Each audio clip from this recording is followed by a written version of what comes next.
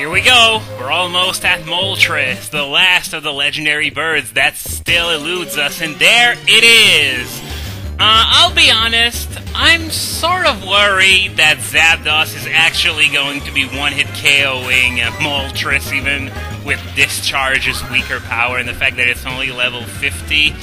I really hope it doesn't come down to that, because dealing with Safeguard is going to be a major pain in the ass.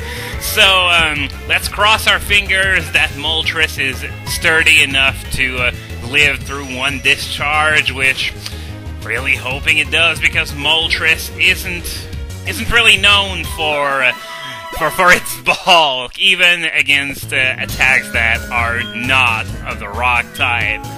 So there we go, climbing down the wall, going down the mountain! And let's send Zapdos in the lead.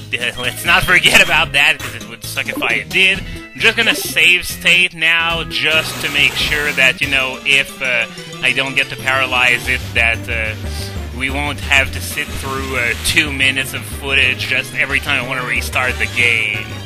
So, let's see now. Discharge is over there. Oh, you son of a birch! Let's just reload.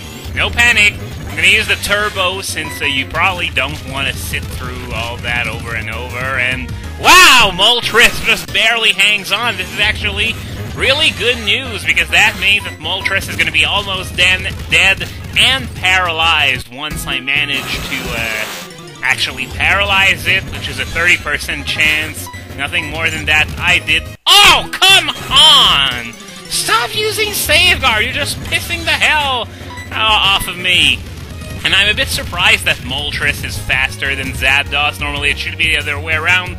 And I finally paralyzed it. So, now let's start flinging balls and hope for the best, I guess.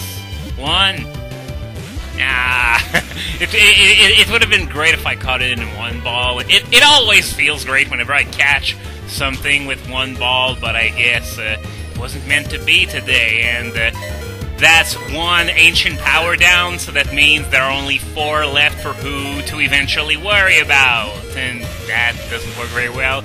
I'll be honest, I really don't give a crap if Zapdos dies, which is gonna happen right now, because, well, I don't know. I never had any intentions of using it for more than this, and besides, it was really annoying the way it would just keep breaking out every time in the last video, so I'm getting my revenge in a warped sort of way. So I'm sending in Lugia right now because 4 ancient powers are still a bit much for to send in who without having to worry about healing all the time. And full paralysis.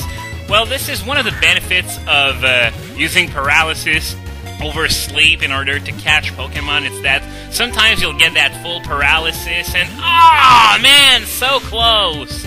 And on top of that, you don't need to reapply it every few turns. So I can fully understand if your Pokemon that's meant to help you catch other Pokemon uses paralysis instead of sleep. And there's also the fact that it cuts speed to 1/4 of the original speed, which will be very helpful against Pokemon that can raise their speed with agility and other such moves. Okay, come on. Stay in this time.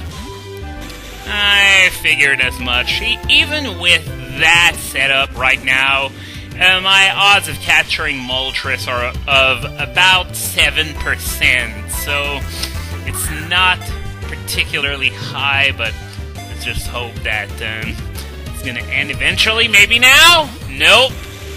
And Moltres is down to 2 ancient powers now. I was sort of hoping it would use another one, so that I could call upon who a bit faster, and looks like I'm going to be doing just that, because Lugia just got burned by Flamethrower. 10% rate, I guess.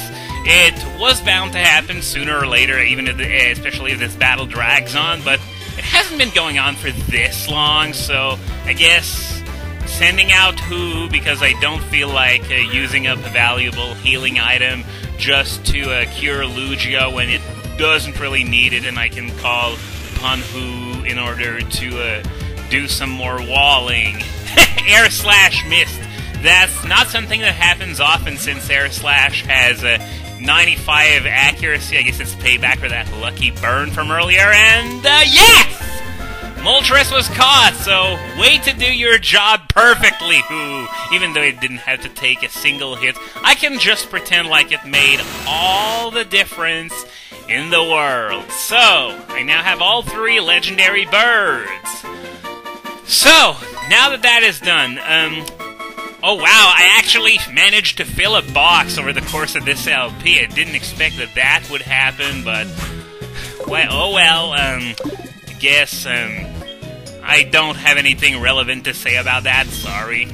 But, yeah, I didn't expect for that to happen. Anyway, Lugia's back in the lead, and I'm not healing it because my main goal is to get it to level 62 before I leave this cave. I'm just going to run away from that Steelix because there's no way in hell I'm going to one-hit KO it.